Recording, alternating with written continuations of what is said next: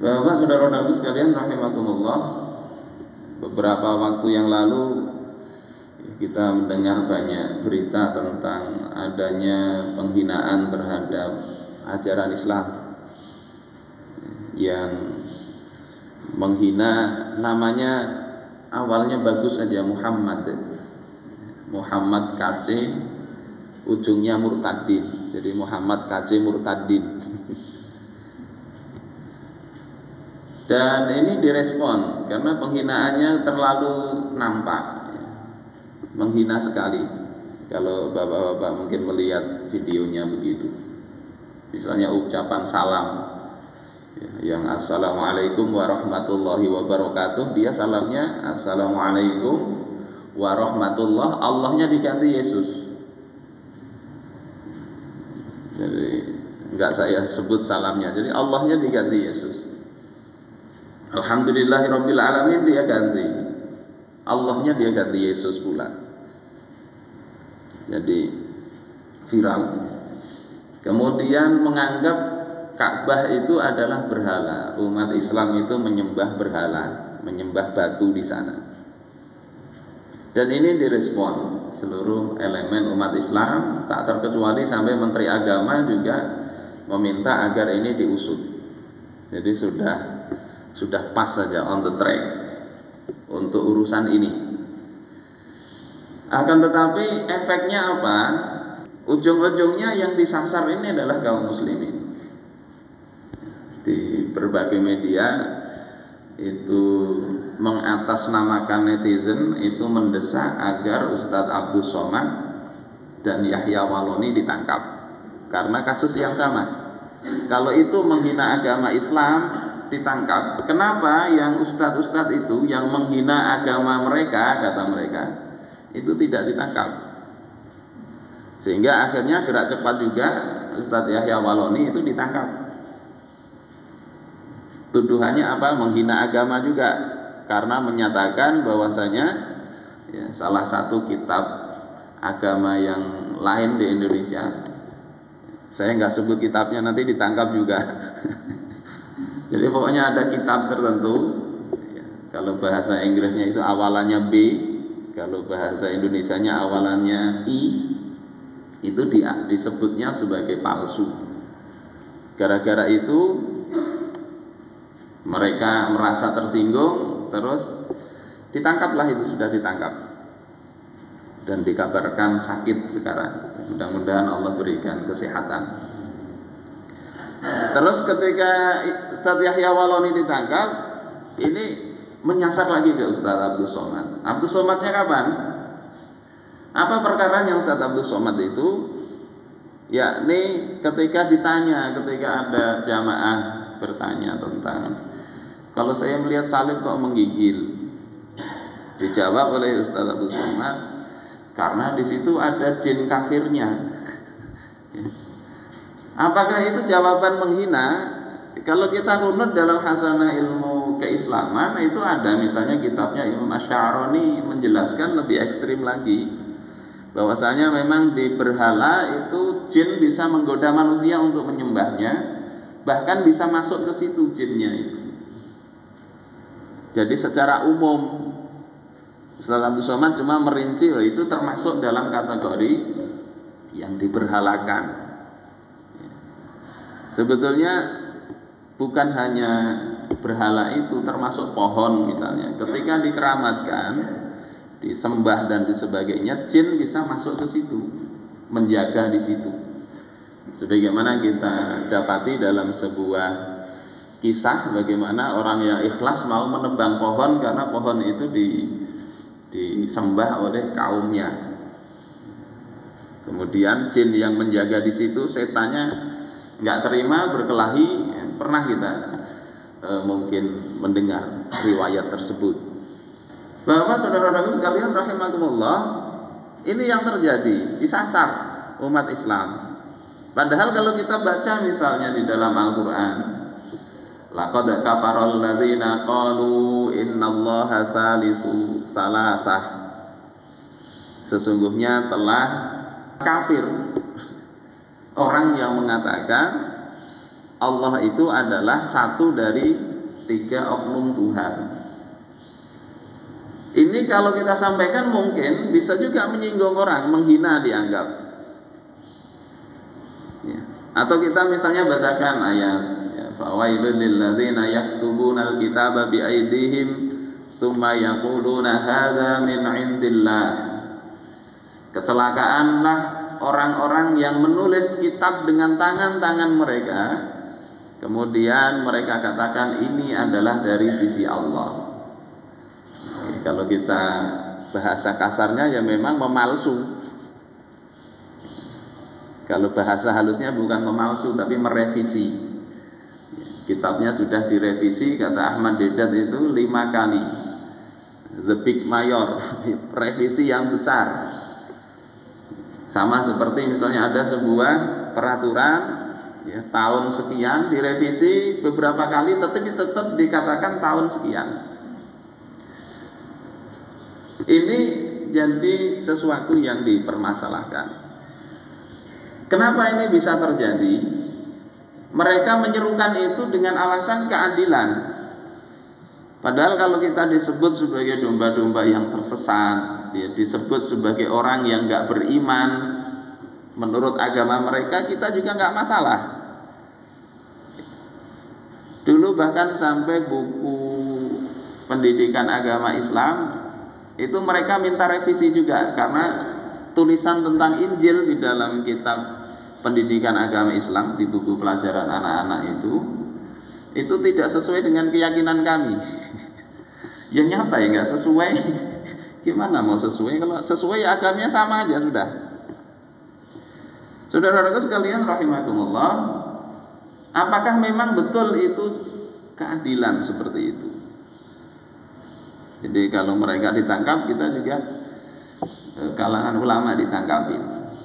Ini yang pernah saya sampaikan di sini, bahwasanya adil menurut Islam itu ada 2 syaratnya minimal begitu.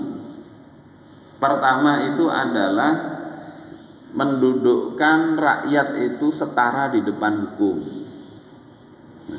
Jadi kalau misalnya ada menghina agama ini ditangkap, menghina agama itu juga harusnya ditangkap. Itu setara. Walaupun kalau kita lihat ini antara Muhammad KC dengan UAS itu yang nggak cocok. UAS itu sekedar menyampaikan ajaran yang ada sumbernya, sementara menggantikan salamnya itu kan salam milik kita. Assalamualaikum warahmatullahi wabarakatuh, itu ajaran Islam. Allahnya diganti dengan Tuhan mereka misalnya. Ini melecehkan. Jadi mereka bukan yang tadi KC itu tidak sedang menyampaikan ajaran dia sendiri, tapi mengotori ajaran Islam. Ini insya Allah para tokoh sepakat dalam hal ini. Nggak bisa disamakan dengan UAS yang menyampaikan ajaran Islam, atau Yahya Waloni yang menyampaikan juga konsep pandangan Islam terhadap kitab-kitab yang lain. Ya. Yang Rasulullah sendiri mengatakan, ya, ketika Umar itu datang membawa kitab Taurat, dibaca, bangga Umar itu punya buku kuno begitu, lembaran Taurat. Rasulullah katakan, "Amutahawwikuna ya Ibnul Khattab?" Apakah engkau jadi orang yang bingung wahai Ibnul Khattab? Sesungguhnya aku telah membawa ajaran yang putih bersih, yang seandainya Musa itu datang sekarang, nggak ada jalan bagi Musa kecuali mengikuti aku. Kemudian dalam riwayat yang lain Rasulullah katakan terkait kitab-kitab sebelum Islam itu, kata Rasulullah, jangan kalian benarkan semua, jangan kalian salahkan semua. Jadi nggak usah nanya-nanya terhadap isi kitab yang lain, karena kalau ternyata benar, cocok, kita salahkan, kita nggak benar. Kalau ternyata salah, kemudian kita, oh ini ada rujukannya di kitab ini, ya, kita benarkan, kita keliru lagi. Jadi cukup agama kita, cukup Al-Quran, As-Sunnah, termasuk apa yang ditunjukkan oleh Al-Quran dan As-Sunnah, yakni ijma'us sahabah dan qiyas yang ilatnya syar'i. Ini Seharusnya persoalannya seperti itu. Jadi nggak bisa disetarakan, nggak bisa, karena yang dibahas pun sudah tidak setara. Di sisi lain kita bisa melihat terkait syarat pertama keadilan, yakni kesetaraan di depan hukum, ini juga banyak yang nggak setara. Ada seorang pengusaha, saya sebut namanya, inisialnya, namanya aja langsung ya, Joko Chandra misalnya. Dia sudah buron berapa belas tahun dulu, menyuap pejabat berapa ratus miliar. Ternyata dihukum berapa? 3,5 tahun. 3,5 tahun. Dulu ada kayak Lutfi Hasan Ishak, korupsi 1,3 M. Beritanya yang dikuatkan hakim begitu, 1,3 M itu dihukum 18 tahun. Yang kemarin korupsi bansos saat pandemi itu dihukum 12 tahun. Padahal korupsinya 15 miliar lebih. Yang 1,3 M 18 tahun, yang 15 miliar 12 tahun. Yang tadi 3,5 tahun. Dan ketika 17-an dikasih remisi 2 bulan. Sementara ada seorang Habib yang gara-gara prokes itu ditahan, masa tahanannya sudah habis, ditahan lagi. Kasus yang ini pemeriksaan di rumah sakit di Bogor. Dari sisi syarat pertama dalam kasus KC ini kita melihat seolah-olah mau disetarakan. Mereka ditangkap, yang ustadznya ditangkap juga. Tapi dalam kasus yang lain nggak setara. Ya, sangat, kata orang Jawa, jomplang. Ini problem. Rusaknya bangsa itu bukan karena macam-macam. Rusaknya bangsa karena tidak ada keadilan ini. Yang kata orang-orang Yahudi di Khaybar ketika itu, Rasulullah mengutus seorang sahabat namanya Abdullah bin Rawahah. Ini diceritakan oleh Imam Malik di dalam kitab Al-Muwatta. Diutus ke sana untuk apa? Untuk menaksir hasil panen kurma di Khaybar. Khaybar ini termasuk tanah yang setelah ditaklukkan itu tanahnya jadi tanah kharajiyah. Jadi tanah kaum muslimin. Tetapi mereka penduduknya tetap memiliki hak di sana. Sehingga mereka yang menggarap ada bagian hasilnya masuk ke Baitul Mal. Berapa bagiannya? Dikira-kira hasilnya berapa, nanti masuknya berapa ke Baitul Mal. Orang-orang Yahudi waktu itu tahu bahwasanya akan ada utusan Rasulullah SAW. Mereka kumpulkan itu harta, perhiasan istri-istri mereka diambilin. Ketika Abdullah bin Rawahah itu datang, mereka serahkan. Ini harta kami, tolong ringankan perhitungan untuk kami. Jadi maunya itu supaya ditetapkan hasilnya, misalnya hasil panen kurma Madinah misalnya 10 ton. Ya cobalah tulis 5 ton saja. Supaya nanti pembagiannya misalnya 2 ton untuk negara, 2 ton aja. Kalau bahasa sekarang ini apa istilahnya? Ma'akali beban pajak itulah. Berapa omsetnya tulis rendah. Abdullah bin Rawahah mau digitukan. Akhirnya apa? Beliau katakan, ya ma'syarul Yahud, wahai orang-orang Yahudi, ya, antum abghadul khalqillah ilayya. Kalian ini adalah ciptaan Allah yang paling aku benci. Ya. Akan tetapi kata Abdullah bin Rawahah, kebencianku kepada kalian tidak akan membuat aku berlaku tidak adil pada kalian. Beliau tetap, misalnya hasilnya berapa, beliau sampaikan berapa. Ya. Demi Allah, kata Abdullah bin Rawahah, harta yang kalian berikan kepada kami itu adalah termasuk riswah yang haram, dan kami kaum muslimin tidak memakan itu. Apa kata orang-orang Yahudi di Khaybar mereka mengatakan dengan sikap seperti inilah ya, bihadza qamatis samawati wal ard. Dengan sikap seperti ini maka langit dan bumi itu bisa tegak. Urusan masyarakat itu bisa berlangsung baik. Itu kalau tadi benci boleh tapi tetap harus adil, harus setara tadi. Ini kan enggak, kalau kebencian itu membuat tadi perilakunya berbeda. Yang anak kecil pun tahu itu sikap ya, putusan-putusan itu enggak setara. Bapak saudara-saudaraku sekalian yang dimuliakan Allah Subhanahu wa taala, ini syarat pertama tadi yang saya katakan adil itu setara. Nah, ini yang mau dipakai mungkin untuk KC mau disamakan dengan UAS, sama-sama menghina, kenapa yang ini ditangkap itu tidak. Nah, ini jawabannya ada pada syarat kedua, bahwasanya adil itu di samping harus setara di depan hukum yang dipakai itu hendaknya hukum Allah Ta'ala. Makanya Allah katakan wa man lam yahkum bima anzalallah faulaika humudz zalimun. Siapa yang tidak memutuskan perkara dengan apa yang telah Allah turunkan, faulaika humudz zalimun, mereka itulah orang-orang yang zalim. Jadi walaupun tadi alasannya kesetaraan tapi aturannya tidak dipakai, aturan Allah, itu kezaliman. Nggak akan selesai ini dibahas, nggak akan selesai. Karena yang sana merasa agamanya dilecehkan, ingin dituntut, yang sini juga begitu. Akhirnya dakwah nggak boleh. Nanti kalau dikembangkan nanti menyampaikan wala taqrabuz zina innahu kana fahisyatan wa sa'a sabila. Ketika masyarakat itu sudah biasa berzina, ada grup-grupnya misalnya kita sampaikan ayat itu dianggap menghina. Tentang riba, tentang hal-hal yang lain. Padahal ini menyampaikan ajaran-ajaran Islam.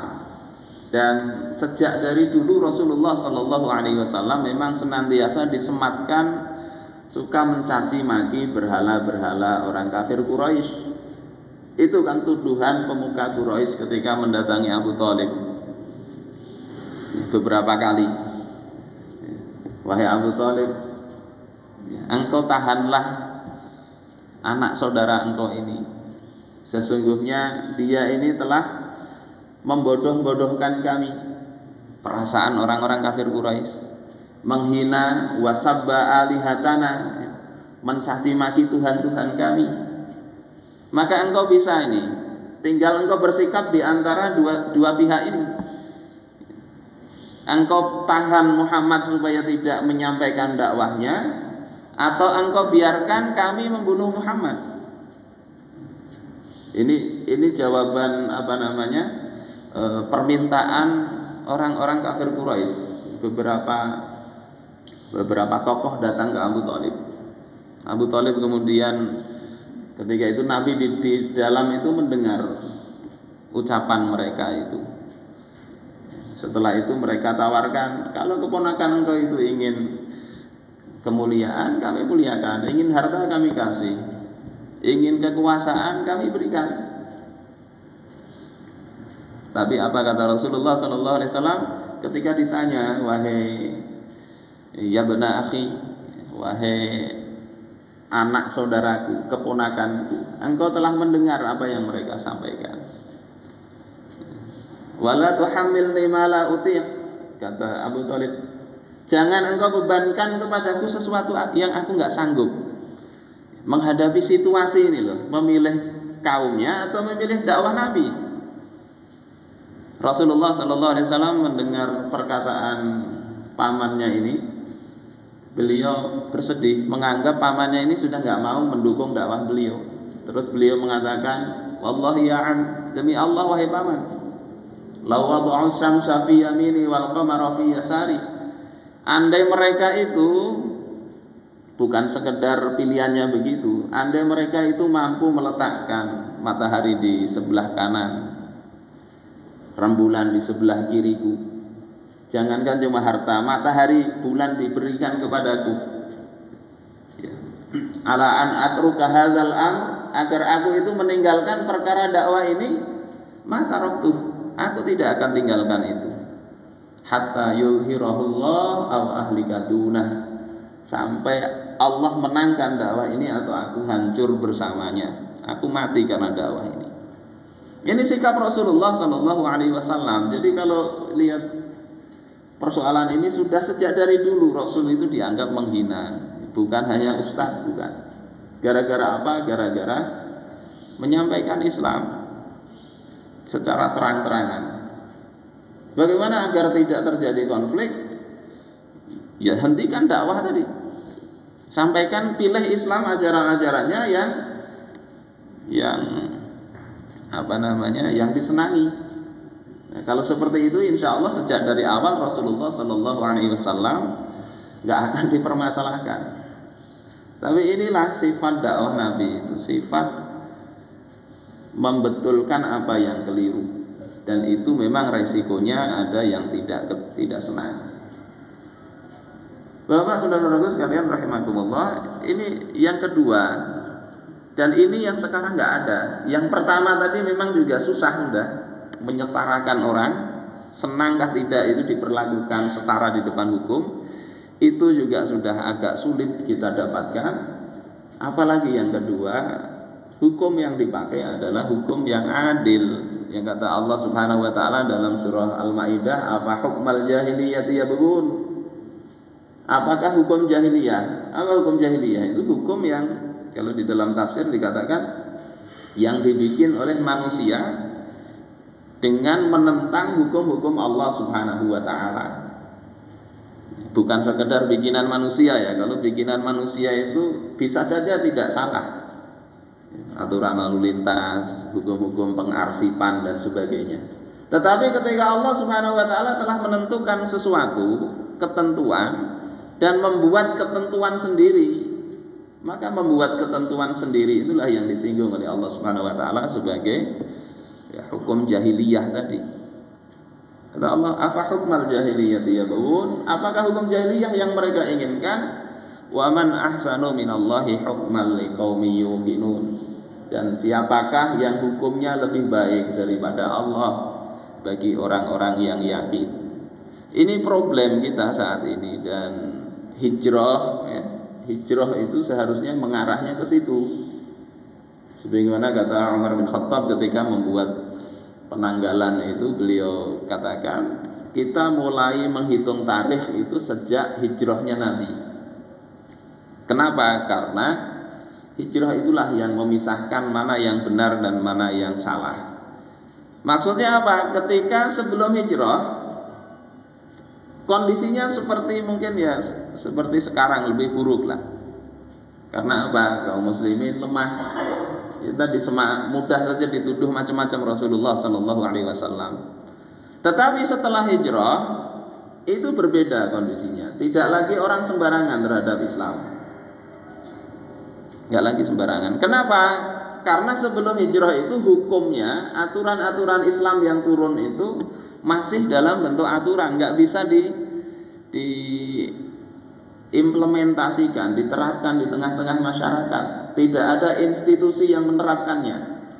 Sementara setelah hijrah, Rasul punya kekuasaan, beliau punya pasukan yang pada perang Tabuk itu 30.000 beliau bawa ke menghadapi Romawi. Beliau saat itu ada kekuatan yang bisa menolong agama itu, yang bisa menerapkan Islam. Sehingga di dalam Al-Quran terkait dengan hijrahnya Nabi itu beliau mengatakan, ya Rabbi adkhilni mudkhala sidqin wa akhrijni mukhraja sidqin waj'al li min ladunka sultanan nasira. Wahai Tuhan, masukkan aku ke tempat masuk yang benar, keluarkan aku dari tempat keluar yang benar. Ini keluar dari Makkah masuk ke Madinah. Kemudian berikan kepadaku sultanan nasira, kekuasaan yang menolong. Imam Asy-Syaukani ketika menjelaskan ayat ini, beliau katakan ini Rasulullah Sallallahu Alaihi Wasallam tahu di dalam benak beliau bahwasanya Islam itu tidak bisa ditegakkan tanpa adanya kekuasaan yang menolong itu. Sebagaimana kata beliau, ya, apa itu di dalam Bidayah wa Nihayah juga ada, Innallaha la yaz'u bisultan ma la yaz'u bil Qur'an. Sesungguhnya Allah itu bisa menghilangkan sesuatu dengan kekuasaan. Apa-apa yang tidak bisa dihilangkan dengan Al-Quran. Kemaksiatan, kezaliman, nggak selesai dengan Al-Quran. Bacakan Al-Quran tetap ada itu.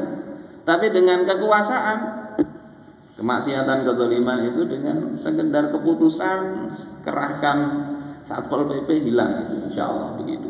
Itu makna